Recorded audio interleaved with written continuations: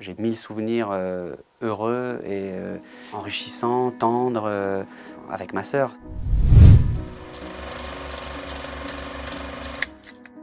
Ma sœur Claire, qui est ma sœur aînée, est née avec le syndrome de Satre-Schautzen, qui crée des malformations multiples, en particulier aux mains, ce qui fait qu'elle a des difficultés de précision dans ses gestes, certains retards psychologiques aussi, qui font d'elle quelqu'un de très émotif. Étant le petit frère, je suis né avec cette évidence imposée par la vie, cette évidence presque joyeuse aussi. C'était dans l'enfance une camarade de jeu. Comme elle était plus grande que nous, plus forte, c'est elle qui nous faisait valdinguer sur les lits. Ça a toujours été aussi une confidente. Dans les moments où on s'est mis à faire de la musique avec mon frère, elle était toujours avec nous, comme spectatrice, pour nous encourager. Enfin, il y avait comme ça quelque chose de très pur.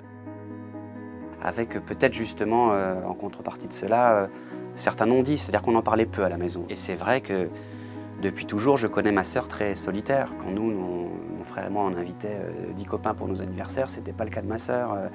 Et on a toujours senti ce manque en elle.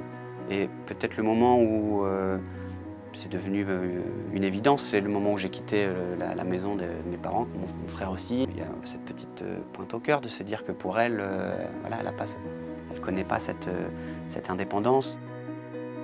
Le point de départ, ça a été un dîner en famille et de se retrouver à table. J'avais en tête depuis quelque temps ce besoin d'en parler, qu'on en parle tous ensemble et que je puisse justement m'adresser à ma sœur et lui poser des questions sur son ressenti, comment elle vivait les choses, comment elle vivait son handicap. Peut-être pour la première fois, elle s'est un peu confiée sur son mal-être, sur ses questionnements. Ma sœur n'est pas quelqu'un qui exprime facilement ses émotions, mais là, ce soir-là, d'aborder les choses, il y a une certaine digue qui s'est peut-être brisée.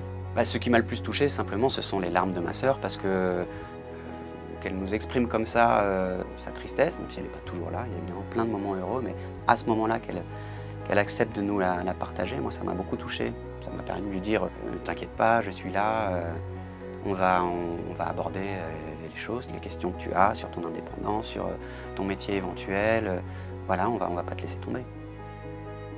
Depuis que j'écris des chansons, j'ai toujours eu dans un coin de ma tête qu'il y avait en tout cas des émotions suffisamment fortes pour le transformer en quelque chose. J'ai 1000 souvenirs heureux et enrichissants, tendres avec ma sœur. C'est quelqu'un qui m'a aussi permis de grandir, qui m'a fait découvrir 1000 choses de la vie, en termes de courage, en termes de bonheur tout simplement.